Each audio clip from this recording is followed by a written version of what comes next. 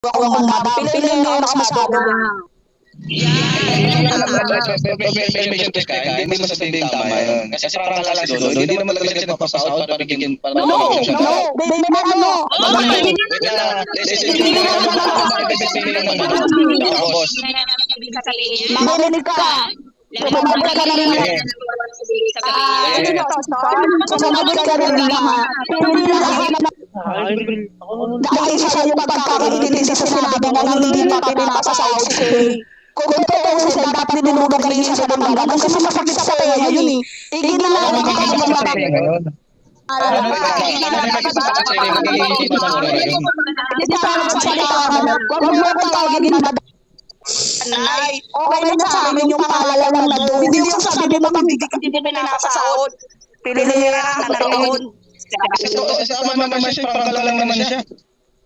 Uy, asa na mo? Uy, doon na yung pangalawa. Narinig mo yung dapat. Nanalo ka kayo. Bago tatawagin mo madam, hindi naman yung pinapasahod. Oo. Di mo ba nag-gets yun? Bakit? Wait lang. Pakinggan nyo ako. Ano ba ibig sabihin ng madam? Pagdalo Ano ba ibig sabihin nun? Kasi ang madam na Nakaupo lang yan. Tos lang yan. Tapos papasahod sa mga tauhan niya. Yun yung mga madam. Yun yung mga pipi. Pero Ibig sabihin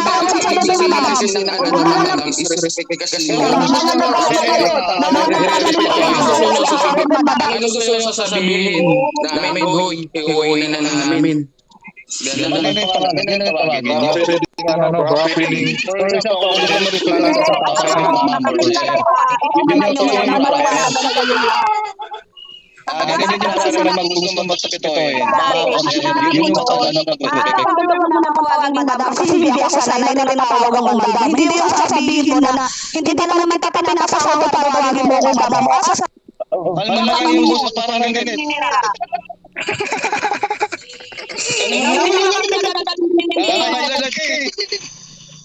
Mga bobong utang. Nag-discuss na tayo kung ano yung problema dito. Tapos parang ang hype nyo. Dapat hindi ganun.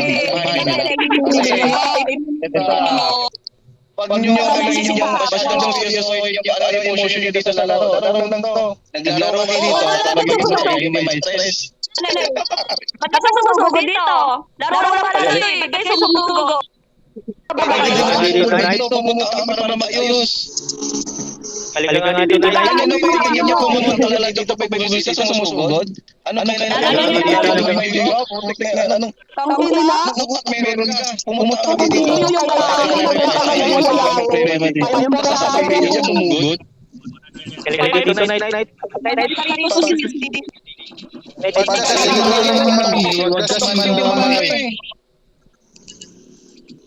Bakit yung kalakaran niyo dito? Totoo lang. Hindi na kasi nakakaintindi. Sumasama-sama ng mga babae. Tanga nga.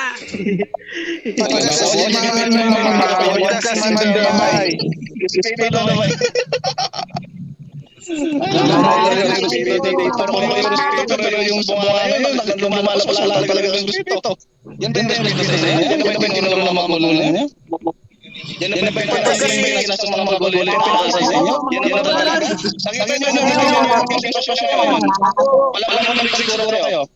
Wala naman siguro kayo nagpagbuhay niyo, di ba? Tapos ganyan niyo lang ang makasa? Pagpapayagan kasi malang magulang, huwag kasi mandamay. Kaya nga, hindi mo makikita sa ugali kung paano kayo mag-usap sa tao. Di ba? Kung ayaw mo rin sa akin, kung umayos kayo pag-usap yung tao, hindi ng mura. Huwag kayong mura. Kung mahina ang usap ng tao, mahina ang kayo. Hindi yung parang tititigil ka. Madam Duhayati. Yan ang nanguna. Hindi ako ang nanguna.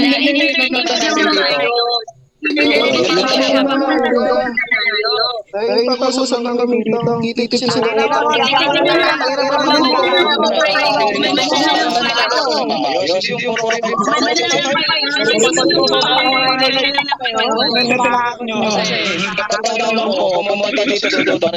yung sasabihin niya, pero yung medyo naiyakan sa sinabi ni Dodo, na about dun sa hindi naman pagkakasahan yun. Pwede na nakasaan, pero i-judge nyo kami. I-judge nyo, hindi daw siya entertain. I-entertain namin siya. Ako lang mismo nag-entertain na agad sa kanya. Ano pa ba yung hinahanap niya? Lulunod pa po ba ako sa kanya?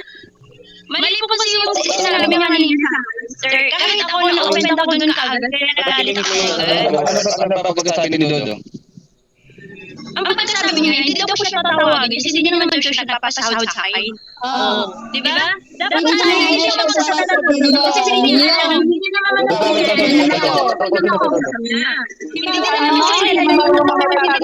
hindi kasi marunong makaintindi. Ganun lang kadali yun. Dinala na agad doon. Bumalik pa dito. Isa lang makakalimutan namin yung bagside. Huwag kayo, every isang tao magsalita, permission to speak para manahimik yung isa. Hindi yung puro kayo, magulo. Hindi kayo makaintindihan yan. Umalis na kayo sa room na to. Sige na po, umalis na kayo. Tapos, ayaw ko mag-kick sa inyo, no? Umalis na kayo dito. Kung andito naman yung founder niya, siya na po yung maiwan. About sa amin ni Dodo, hindi Dodo ba? Pasan na sis kung sabi mo